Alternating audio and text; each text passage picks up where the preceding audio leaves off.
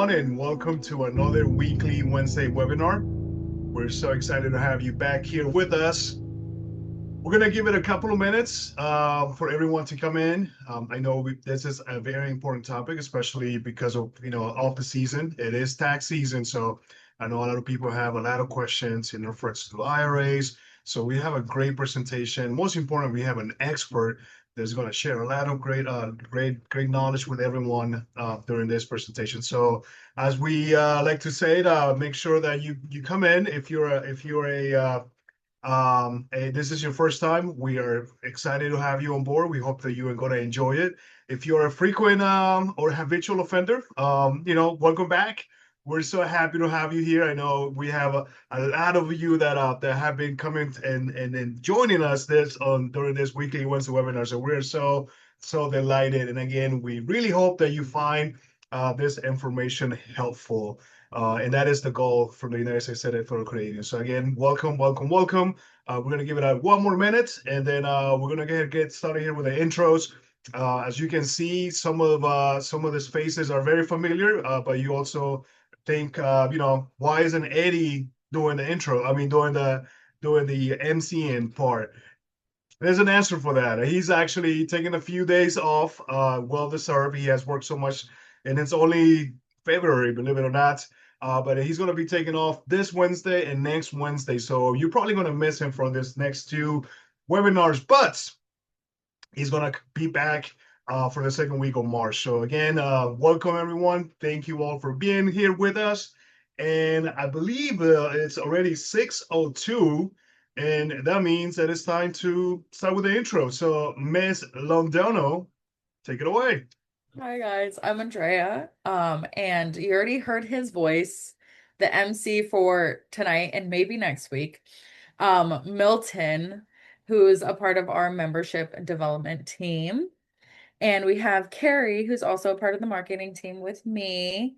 And then we have the IRA queen, as you will, Miss Madison Love, who's doing the presentation tonight. Wonderful. Well, I'm excited to get us started.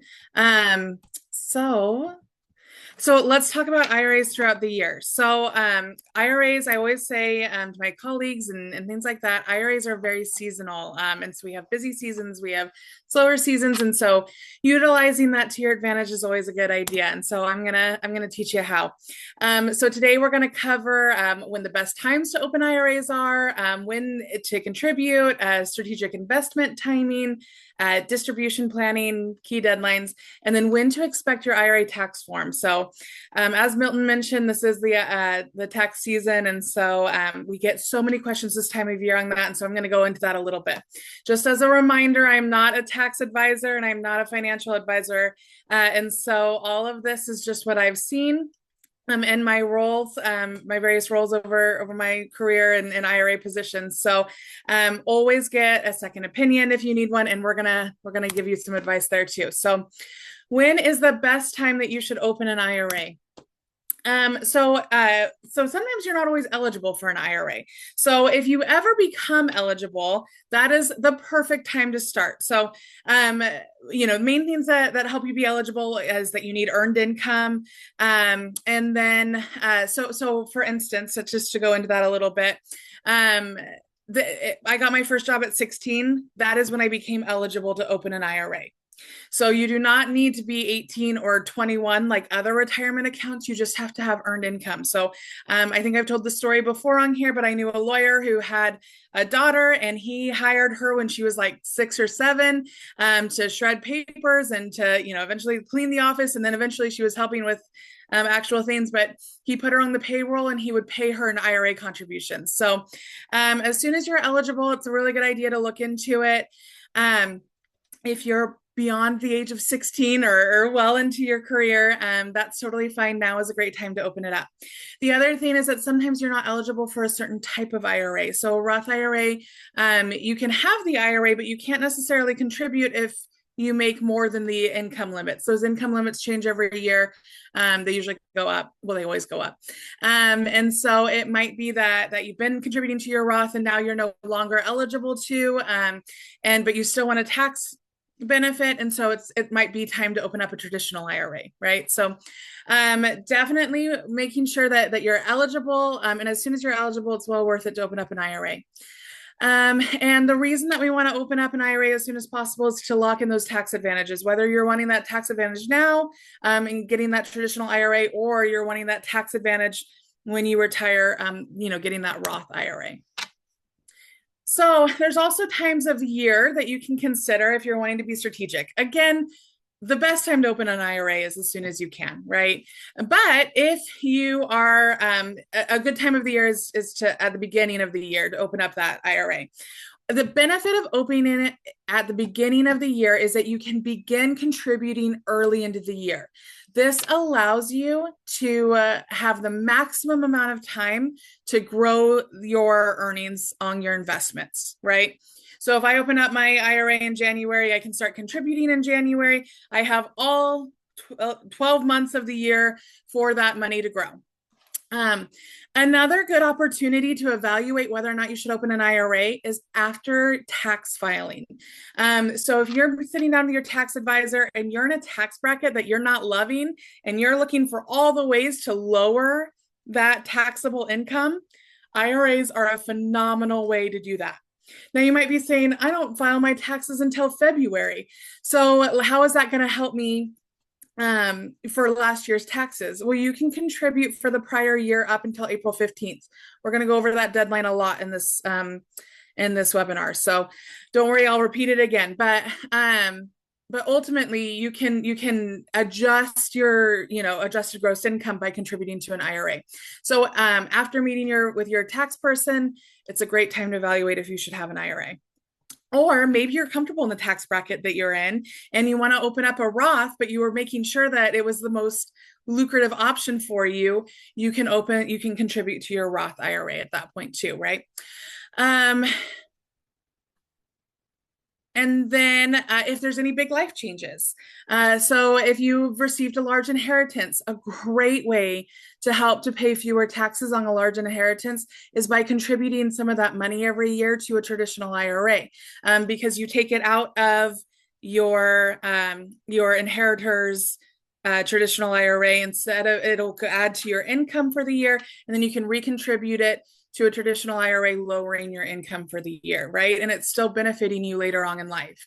A divorce or a change in marriage status can be a really good time. I'm the main breadwinner in my family. My husband is the primary parent, and I love him so much for that. It's been the right choice for our family. And so we talk a lot about, we need to make sure that your retirement is up to date.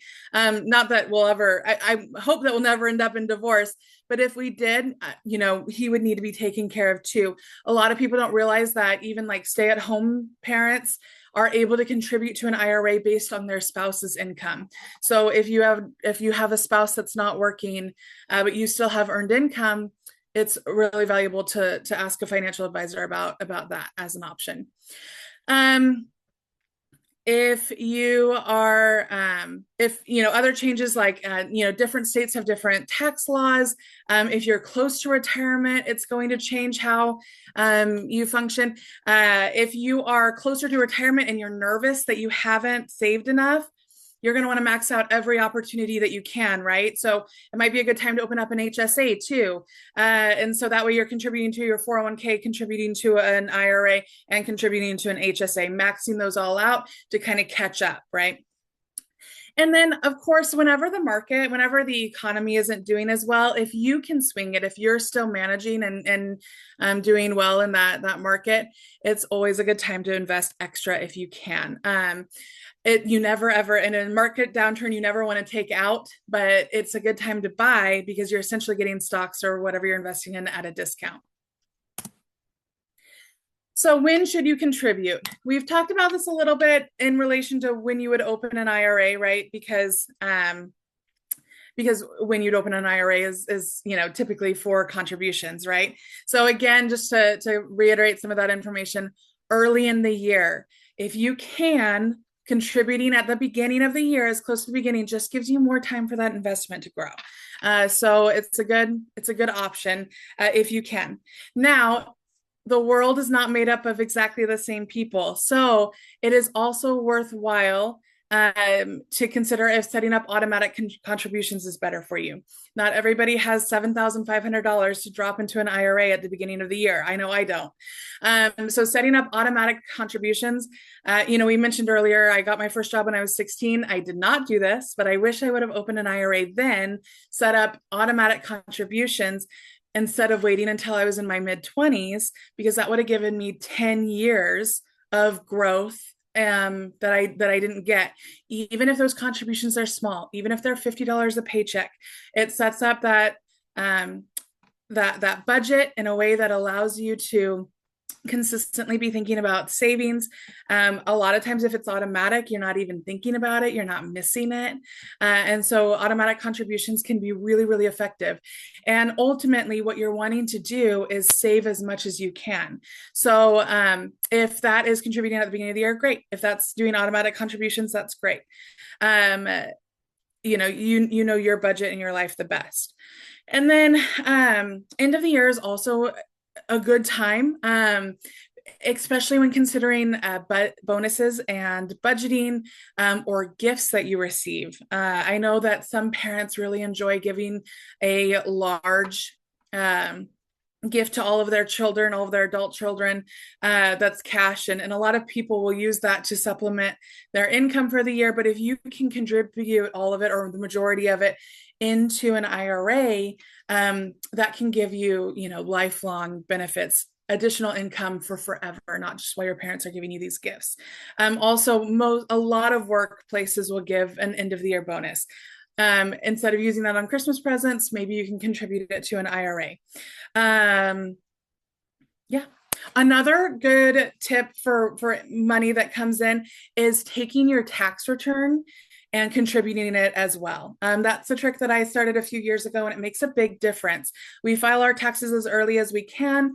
We get that contribution before tax time is done, and we make a prior year contribution to supplement. I also have automatic contributions, right?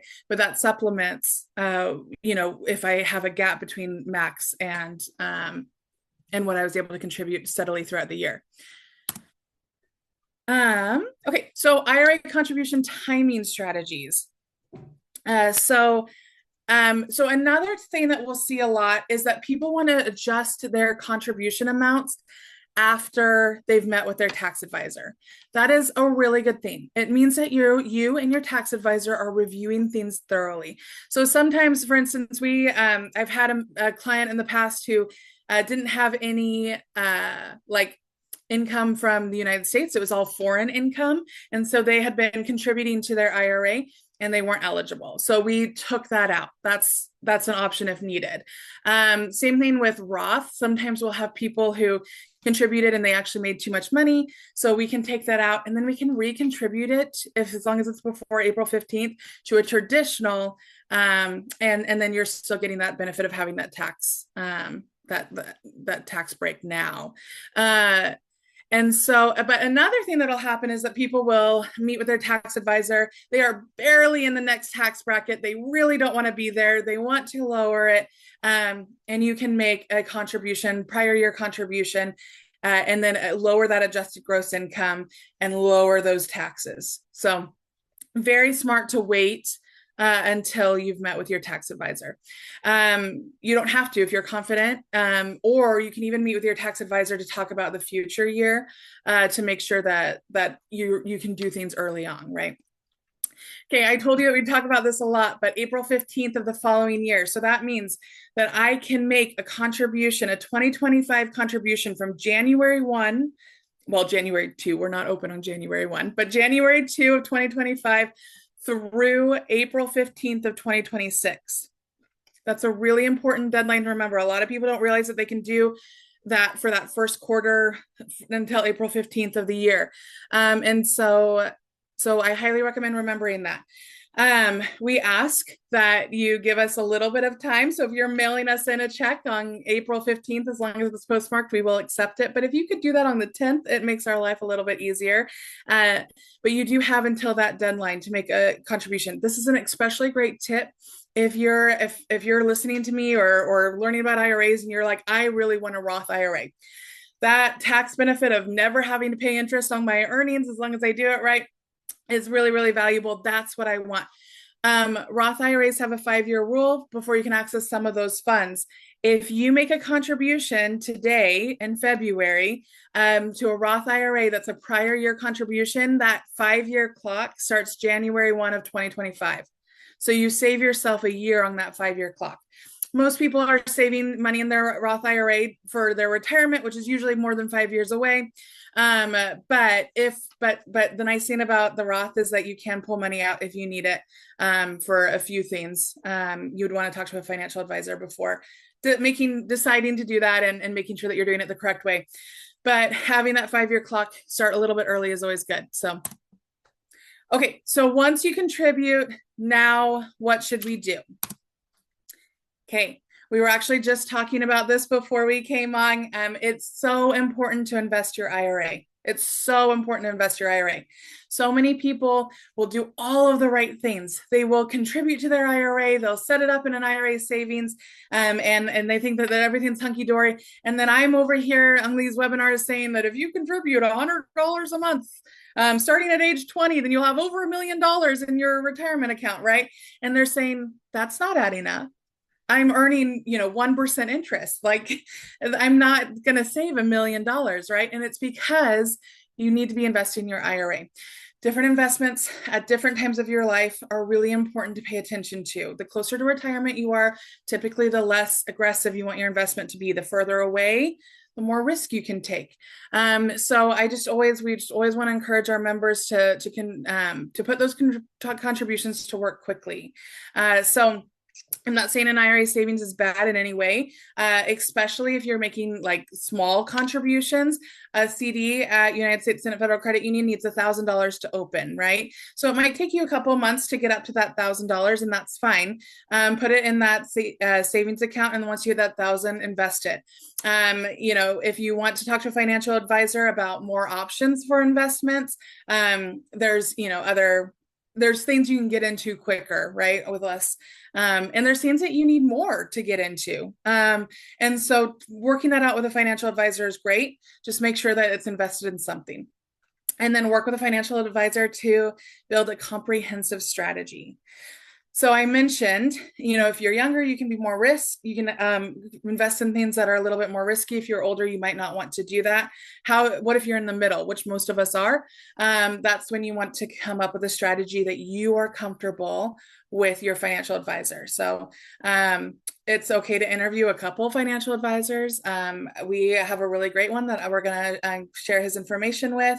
You can get a couple of pieces of advice, but everybody kind of has a different mindset on investment strategies, and so I just really encourage you to do what feels good to you. Okay, and then planning withdrawals wisely. This is a really good one to consider with how the market ebbs and flows. This is why you don't necessarily want to be as risky as you get closer to retirement, is because the stock market and the economy do typically always go back up.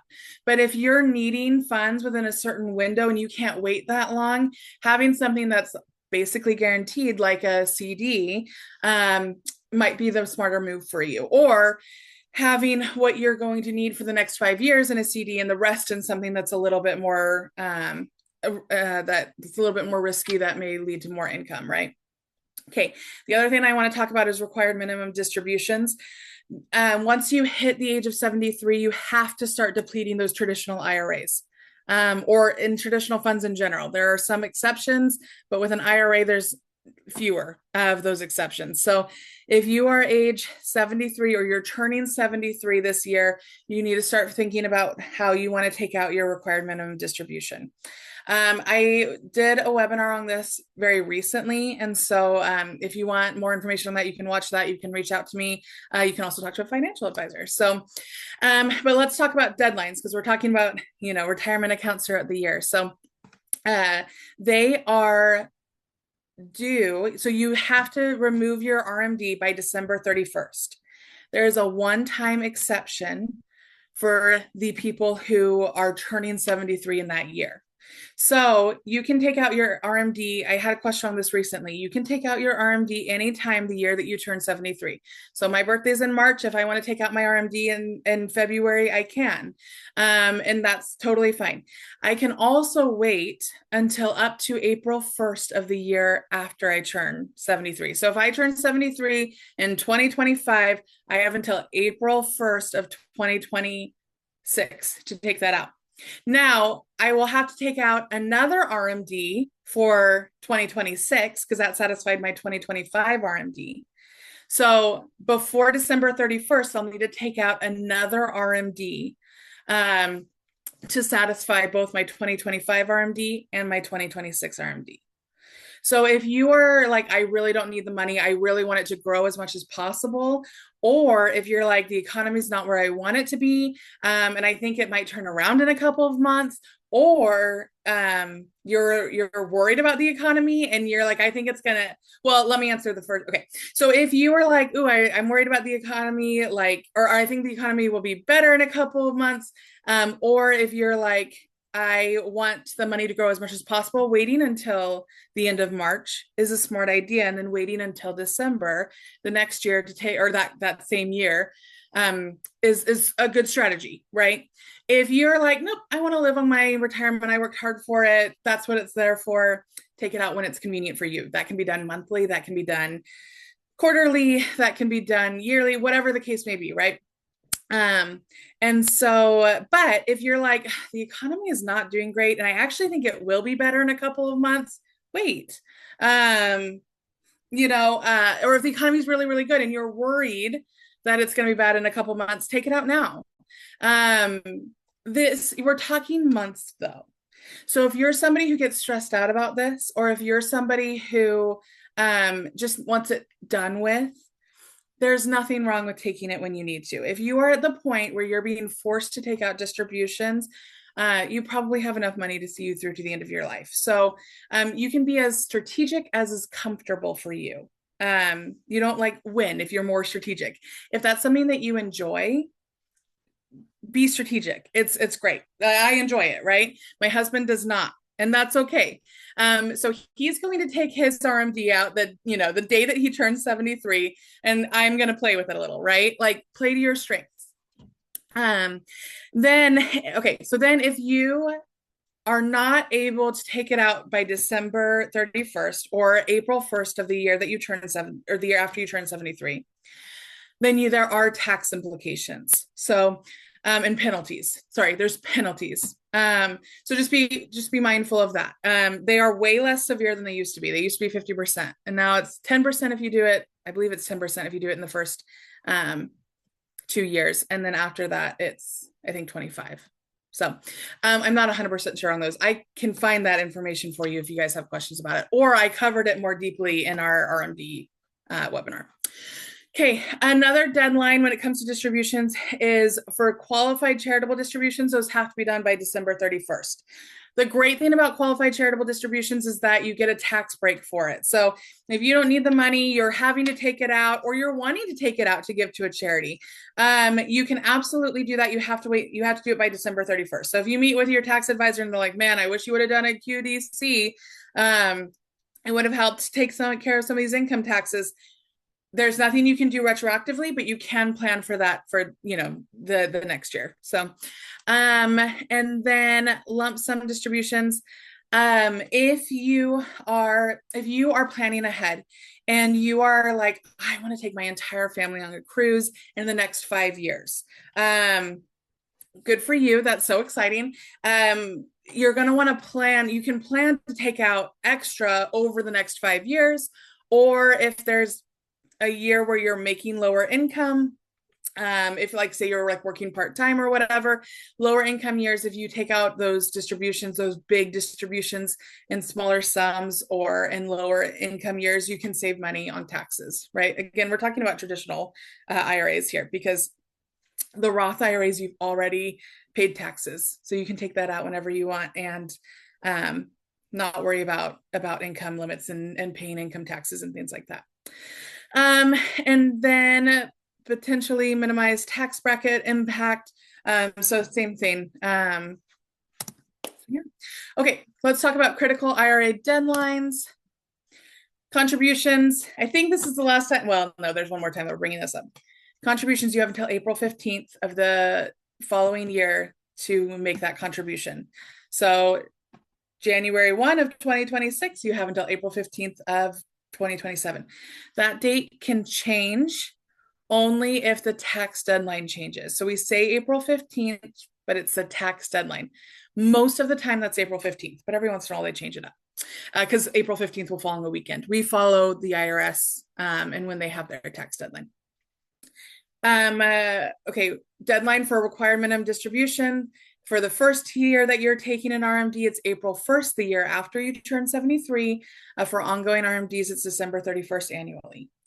Penalty. Oh, you know what? Here we go. Penalty for missing that RMD. It's 25% excess tax. So you're taxed on whatever. So like, let's say your total RMD is $10,000. You only take out 5. You're only going to be taxed 25% on the 5 that you left.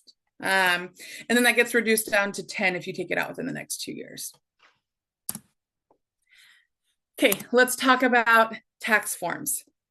Okay, the form that you theoretically might have already gotten is the tax form 1099-R. There's 2 tax forms that are related to your IRA. The tax form 1099-R. This is issued shortly after January 31st. It'll come with your other tax documents. Now, some of you are like, oh my gosh, I haven't gotten that. And that's normal if you did not take a distribution. So if you made contributions and things throughout the year, but you did not take any money out of the IRA, great, you should not have a 1099-R. The purpose of this is to show IRA withdrawals. And then it'll obviously have your RMD on that if you're at that age. If you're not at that age, it'll only show any withdrawals. So any withdrawal, whether you're taking it out for an indirect rollover, whether you're taking it out for a QDC, for an RMD, any other letters that we can throw your way, will show up on the 1099-R. When you get it, make sure it's accurate, and then you use it when you file your taxes.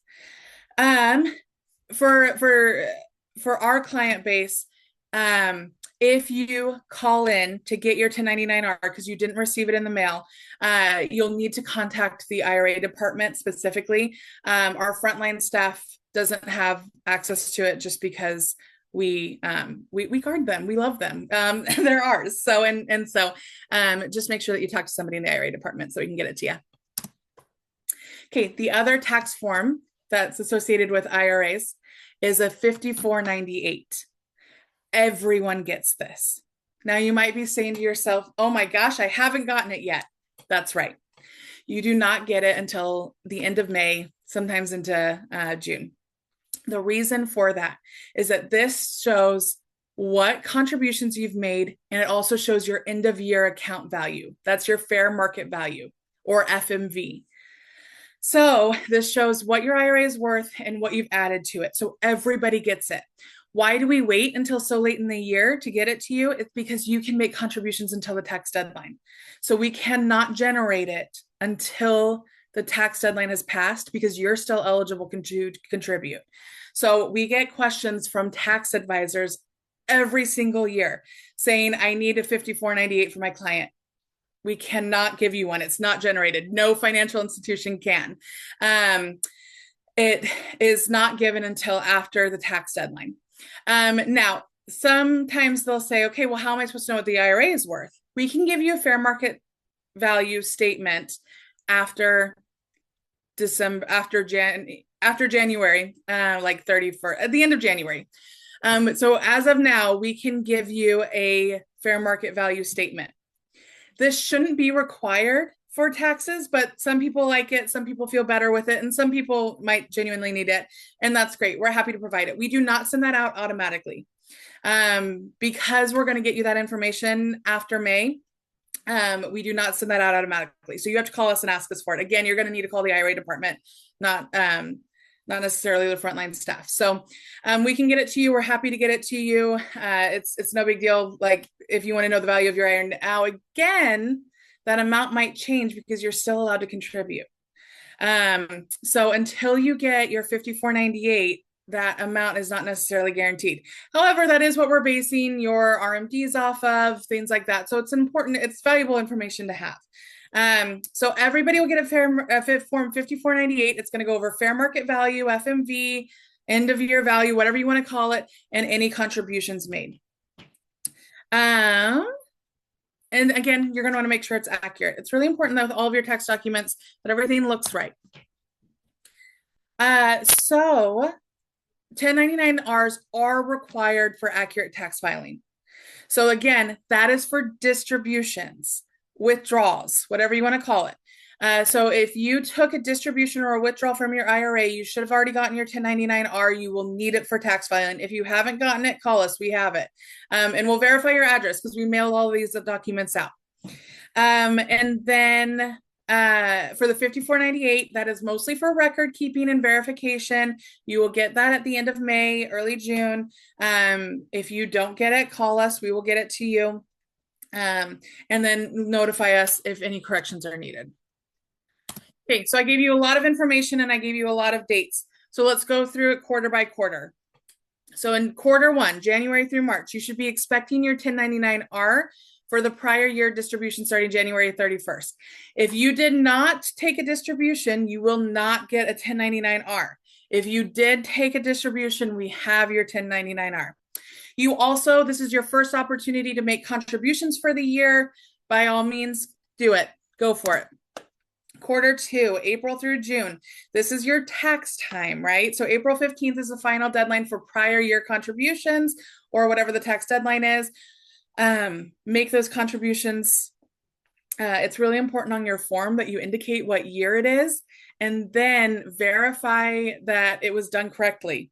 I'm really, really passionate about us being accurate on when, this time of year, on which year we're listing as for the contribution. So you can ask my team. I'm very, very strict on it, and it's something that we value because I've seen people get messed up with that. Now, if there was a mistake made, let us know. Or if you're at another financial institution and they make a mistake, let them know because it can get fixed. Also, during this time, you're going to file taxes and you're going to ensure that your distributions are accurately reported.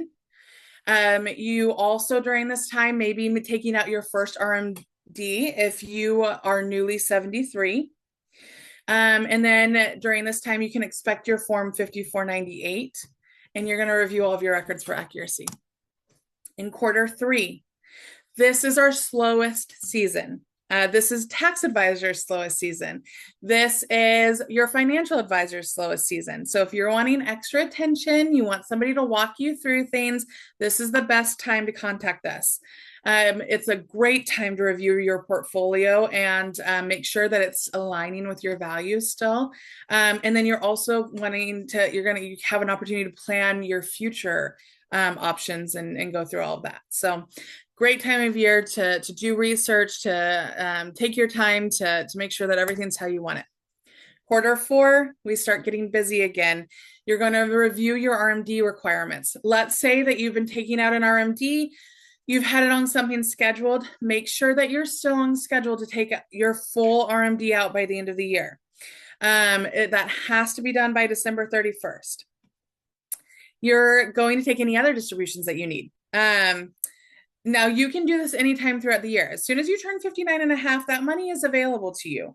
So if you want to take a monthly paycheck, if you want to take, a big trip or whatever, you can take a distribution anytime throughout the year. But if you want it to say that you took that distribution in whatever year that it is, so now 2026, then you need to do it by December 31st. Not a big deal if you take out your distribution on January 2nd. It's just going to be reported under, 2027's tax year, right? So be careful of deadlines, because if you start the paperwork December 30th and it takes you, a couple days to get it back to us, then you've missed that deadline. That happened with me once with a conversion. As I started the conversion at the end of the year, I knew I was being silly. I got really busy at work because my busy season is IRA season, and I didn't get it done that year. And so I had to do it the next year. It wasn't a big deal, but I made less money that year that I started it, right? So again, not a big deal. But make sure that you're paying attention to that end of the year. Places get busier, they're harder to reach. The earlier you can do it, the better. And then complete any charitable donations that you want to make by December 31st. Again, if you do it after December 31st, I'm sure that charity would still love it. It's just going to go on the next year's taxable year. And then you're going to evaluate your contribution eligibility. So if you are on that line between being able to contribute to a Roth or not, then you then you'll know by the end of Q4, right? And then you can make any current year contributions. So if you have that automatic contribution set up and you're like, you know what, I can throw an extra $100 at this, do it. That's great. Like, do it. The more contributions you can make, the better. Okay. Things to consider all year round. It's never a bad idea to review your portfolio allocation. Make sure that everything is set up how you want it. It's not a bad idea to do it quarterly. The economy changes often. Quarterly is a good idea. Annually, you're going to want to meet with a financial advisor. It doesn't matter when. Some people like to do it around their birthdays. Some people like to do it in the summer when they get more time. Some people say summer's really, really busy for them. They're on vacation, blah, blah, blah. They want to do it at the beginning of the year. All good. Just make those arrangements with your financial advisor. And then update your beneficiaries as needed. Updating beneficiaries can be done as often as you want. You have Thanksgiving with your family, things are going well, you're happy with them, great. Add a couple beneficiaries to that IRA. By Christmas, they've made you mad, take them off. And then by New Year's, everything's good again, put them back on. We are here for it. Whatever you need to do with your beneficiaries, just make sure it's up to date. A lot of people will update their account and they'll forget their IRA, or they'll update their accounts at this one financial institution and forget the other. So just make sure that you're keeping that all in mind. Having a trust as a beneficiary is really, really helpful for that kind of thing. You can set the trust as your beneficiary on everything, and then you can make all those changes directly to the trust, and everything automatically gets updated because we just take the latest version of the trust. Okay. So bringing it all together, align IRA actions. You're going to want to make sure that your calendars and market cycles and regulatory deadlines are all aligned. If you need to set alerts, set alerts. If you want to set a date for the 15th of July every year to think about your IRA, like, do it. That's great. And then the more planning that you can do proactively, the better it is. Being reactive with IRAs is a little bit difficult. I will jump through any hoop that I can, but we are following IRS guidelines, and IRAs can be a little bit strict. So if there's wiggle room, I'll find it for you, but a lot of times there's not. So being proactive is the best thing to do. Okay, we've talked about financial advisors. I think every single person should have a financial advisor. They are not expensive. That's a huge misconception. If you find one that is expensive and you don't want to pay, you don't have to. Our services, by being a member at USSFCU, Fellows is our partner. Their services are free to you. And so you can reach out to Michael anytime. You can set up an appointment with him. You do not need to be local. He meets mostly online, but he'll schedule one-on-one consultations with you. He will not just look at your retirement accounts. He will look at everything for you. If you only want him to look at your retirement accounts, that's fine. But he's very good at what he does. He's very mindful of your situation, and he has great ideas. So now there are, if you want a different financial advisor, that's fine too, but everybody should have a financial advisor. Retirement Central is available through our website. It's a great way to access the IRA department directly. If you put in a request to open an IRA, my team gets it. If you want to make a contribution, you can do all of that through there. It also has a lot of information. So if you are wanting IRA basics, if you're wanting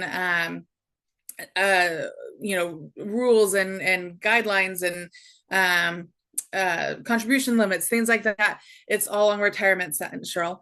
It also goes into tax document explanations. So just a lot of good resources and education tools on there. And then that's it. So I'm happy to answer any questions. One of my favorite things about these Wednesday webinars is that we stay until all of those questions are answered. So please feel free to type in your questions, to ask any question. No question is too silly or too small. No question is too big. If I don't know, I'll find out the answers for you. And then this is just a reminder. I know I said it at the beginning, but I am not a financial advisor. I am not a tax consultant. I'm not licensed. And so we can connect you to people that are like that. But you should always consult professionals to make sure that what I'm saying is right in your circumstance. Awesome. Thank you so much, Madison. That was an amazing presentation. Truly appreciate it. I think I was taking my notes, so I learned a lot for sure. And you know what? I was just telling you all that I have two girls at home, right? So you know what? I'm probably going to put it on payroll. So open up an IRA for them. They're only 2 and 5. But I wouldn't mind doing that and start getting them and so they can get ahead of the game. But also don't forget April 15th. That's a great important date. I know you're probably gonna get tired of us saying that.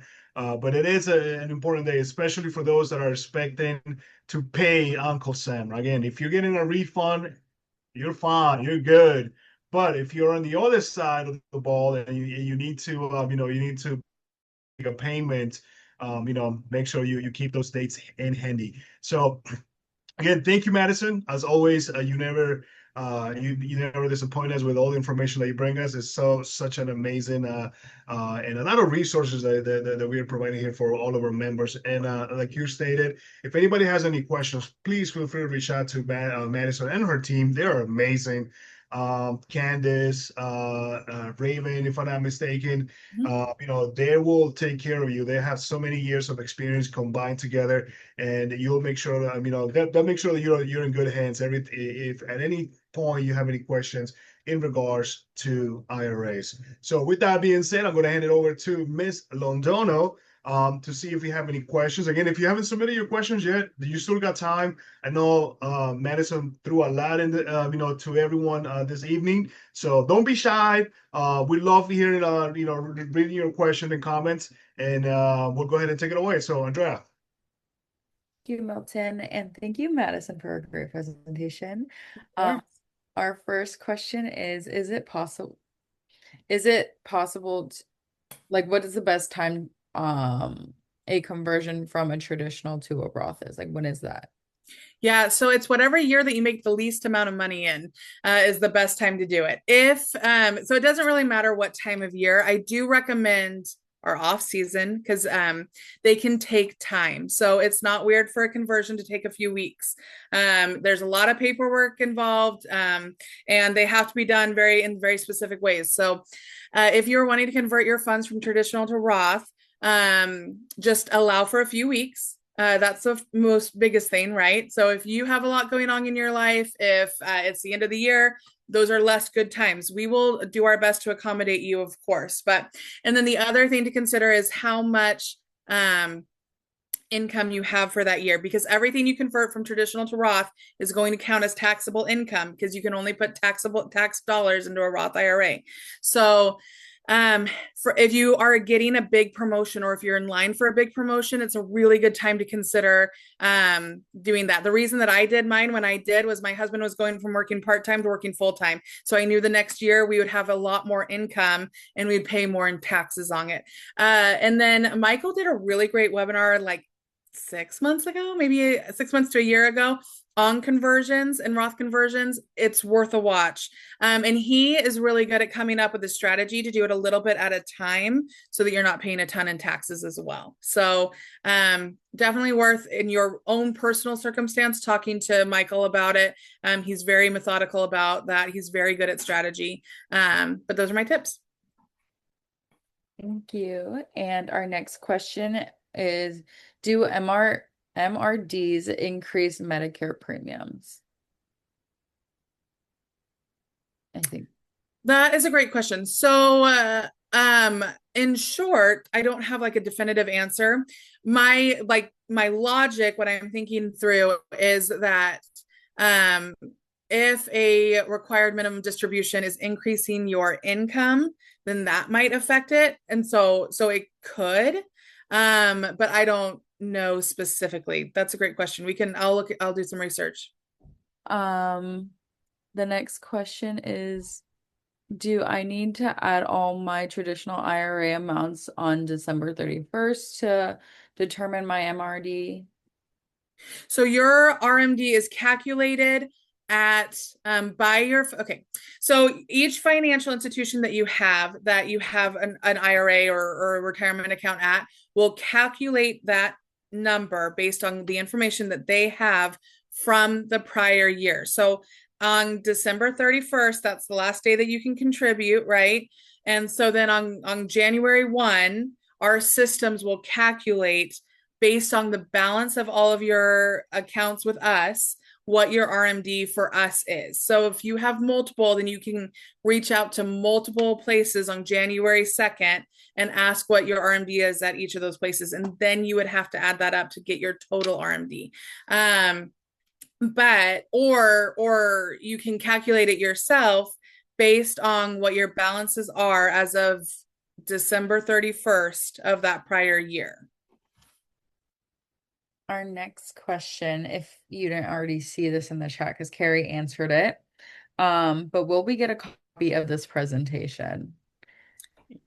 Yes, I can email this, a link to the slides out tomorrow morning. And then You are on mute, Andrea. thank you, Milton. The next question for Madison is, how does my workplace retirement affect my IRA options? Yeah, so a 401k is a separate, so whatever your work is, whether it's a 401k or a 403b or a TSP, whatever that case may be, usually doesn't affect an IRA option as much. What affects your IRAs is your income. And by that, I mean that you might not be able to contribute in a way that gives you the tax benefit, the most tax benefit. So you can still have a Roth IRA if you make more income than what they want for you to have a tax break with that contribution. But you can't contribute directly to that Roth IRA if you make too much money. So when it comes to how do your retirement accounts at other jobs impact that, they don't. So your 401k or TSP or 403b, those limits are separate from your IRA.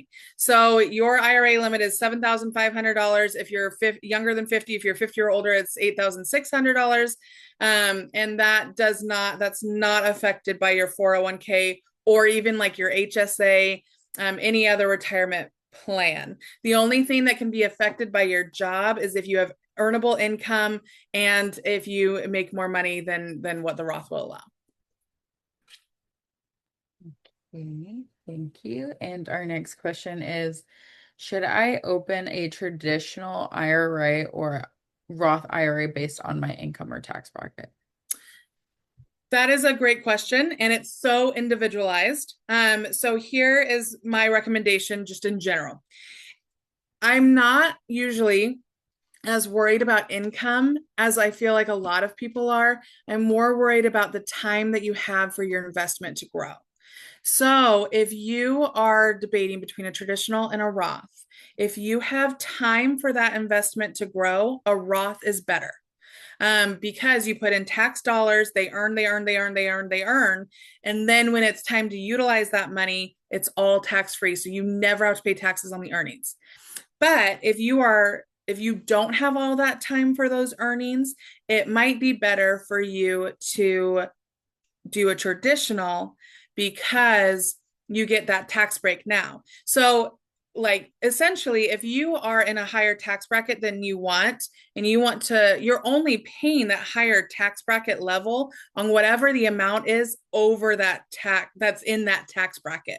So if I'm $10,000 into the next highest tax bracket and I contribute, $5,000, then I'm getting that tax break on that full 5,000, right? But if I'm in the lowest tax bracket already, I'm only saving the lowest tax bracket of what that income is. And so it's like, and then when I retire, I'm theoretically, hopefully going to be in that lower tax bracket as well.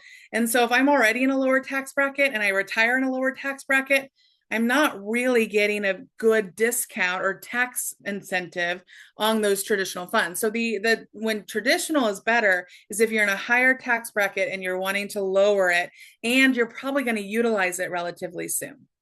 If that's not your situation, a Roth is better. Madison, I have a question, and Yeah. um, so is there ever a time when you're done with RMDs, like you can max No. out?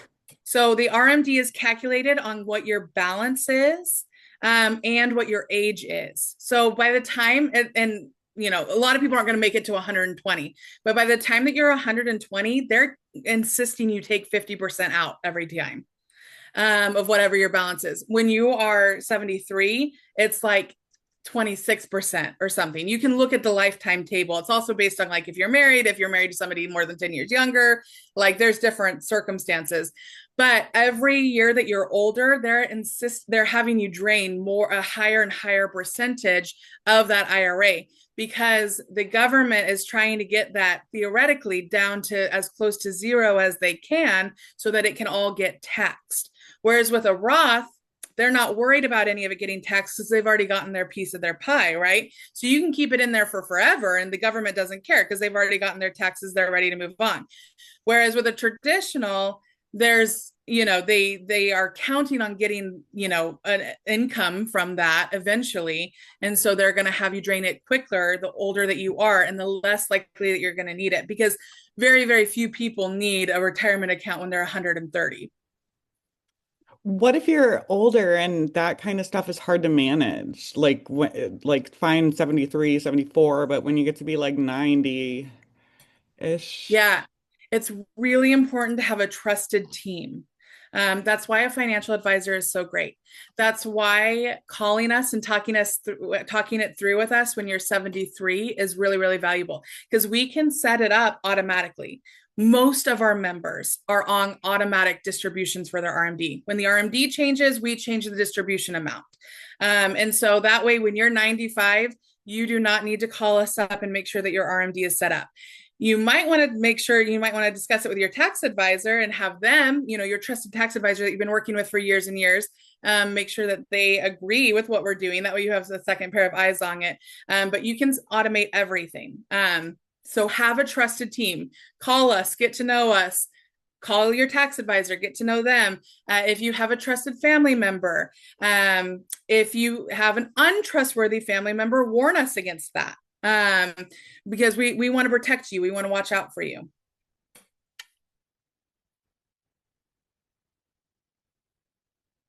And I think those are all the questions that we had tonight, unless Milton. No, I think those are all great questions. Again, if anybody has if you want to ask more of a personal question and you don't want to share it on the chat, all the contact information for the IRA department is on the screen. And like Carrie stated, that she's going to send a copy of this presentation to everyone tomorrow. But again, feel free to reach out to us, 800-374-2758, option 7, and you can just say the name of Madison Love or Candace Davis. And you will be connected to somebody in the IRA department. Again, before we let you go, we just want to remind everyone to come back and see us again next week. because we have a pretty unique webinar next Wednesday, right, Carrie? Two homeowners, two timelines, different financing path. Maybe I should have gotten a Roth IRA and probably use some of that money in case of an emergency. But come and see us again next Wednesday. So we're gonna have two homeowners at a different stages of ownership, and they are facing home improvement decisions. Their options might look different. So come and see what are some of the ways that you can explore your home's equity, or if you don't have equity, what else can you do, right, Carrie? Yes. And yes, but so that'll be a little bit of scenario based role play in there, so that should be fun. If you don't aren't interested in the topic, at least come to support us because it's going to be our first time. So we're gonna try our best. We're gonna try to bring our acting game or A game for acting next Wednesday. But again, thank you, Madison. As always, we truly appreciate your presentations. They're so meaningful, and most important, it's a topic that anyone can relate, regardless of the age, right? I think she stated right. If she wish she would have started an IRA when she was 16, when she got her first job, she didn't. But for those that are parents, if you got young ones at home and you want them to get ahead of this game, please, it's never too early or never too late. Thank you, Madison, as always. We appreciate you. We look forward to having you back in the near future here with us again very soon. Ms. Londono, you did great with the intros. Carrie, you're amazing. That's it. But good night, everyone. We'll see you back again next Wednesday. Thank you all. Have a wonderful evening.